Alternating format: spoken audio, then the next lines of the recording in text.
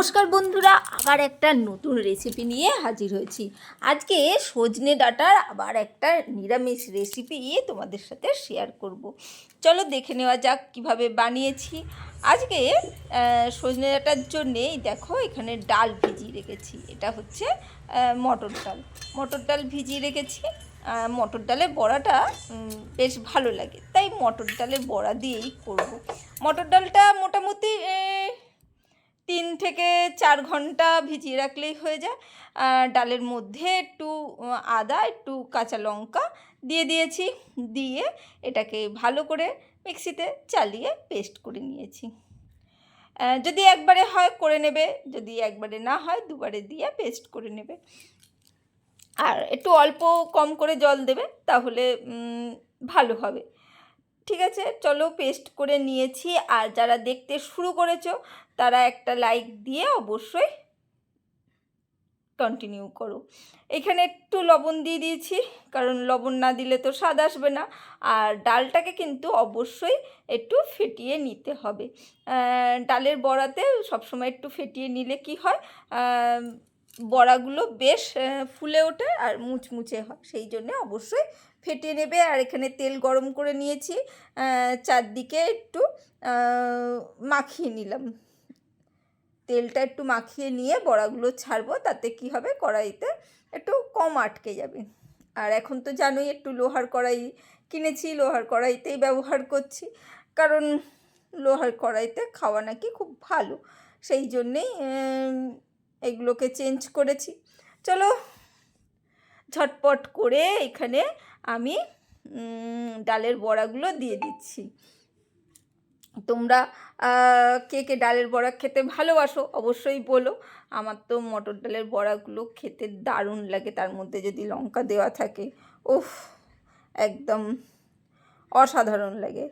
চলো ডালের বড়াগুলো তো একটু মিডিয়াম ফ্লেম রেখে সুন্দর করে ভেজে নিতে হবে, কারণ তাহলে মুচমুচে হবে। আর মিডিয়াম ফ্লেমে ভাজতে হবে অবশ্যই।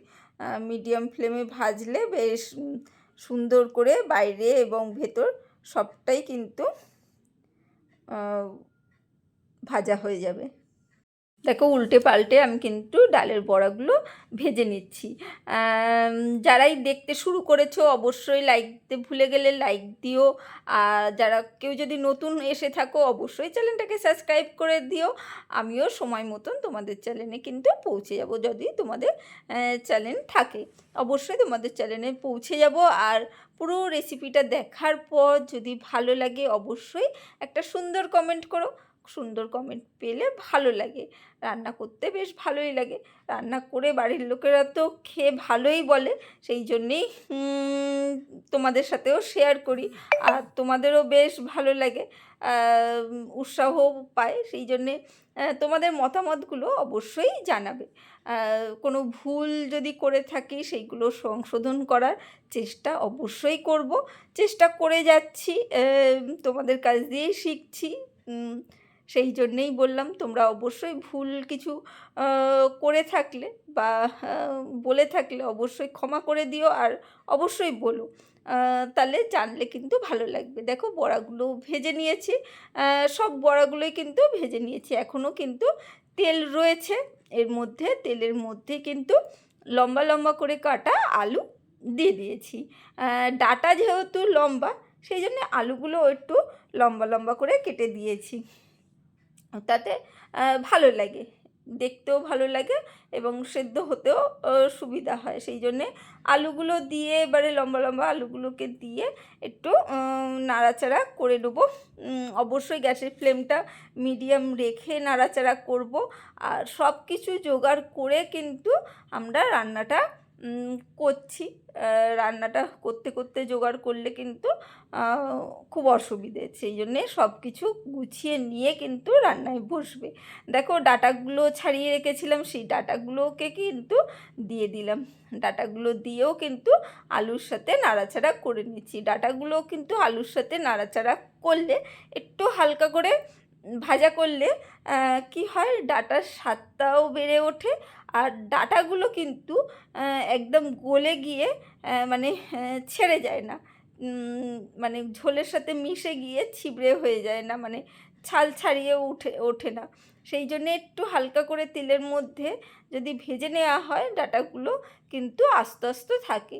আর একদম কাঁচা ডাঁটা দিলে না ডাঁটাগুলো কিন্তু ছিঁড়ে যায়। সেই জন্যে ডাঁটাগুলো অবশ্যই যখনই রান্না করবে অবশ্যই এইভাবে হালকা করে নাড়াচাড়া করে নেবে। চলো সব ভেজে আলু ডাঁটা সবগুলোই আমি তুলে নিচ্ছি। তোমরা আলু আলাদা করে ভেজে তুলে নিতে পারো, আবার ডাঁটাও তারপরে ভাজতে পারো। আমি একসাথেই ভেজে নিয়েছি। আর তেলটা যেহেতু কমে গেছে তাই সামান্য একটু তেল দিয়ে দিয়েছি। এই তেলের মধ্যে এখানে দেখো গোটা গরম মশলা থেতো করে রেখেছি, ওই দারচিনি লবঙ্গ আর ছোটো এলাচ দুটো, সেইগুলোকে দিয়ে দিয়েছি। আর সঙ্গে দিয়ে দিয়েছি একটা তেজপাতা, একটা শুকনো লঙ্কা, খুব সামান্য পরিমাণ তেল। বুঝতে পারছো তো?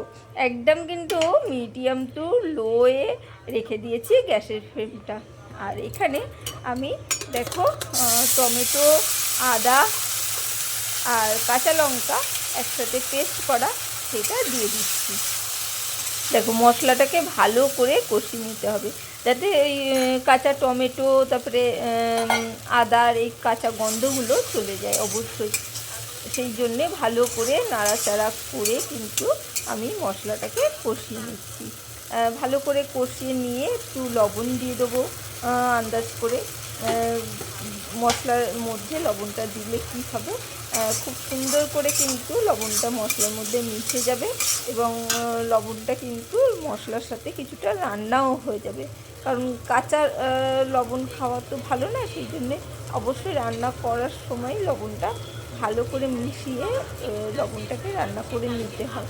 সেই জন্যে লবণটা দিয়ে ভালো করে কষিয়ে নিচ্ছি। এবারে অন্য মশলাগুলো কিন্তু আমরা দেবো। দেখো একটা বাটিতে আমরা নিয়ে নিচ্ছি টক দই।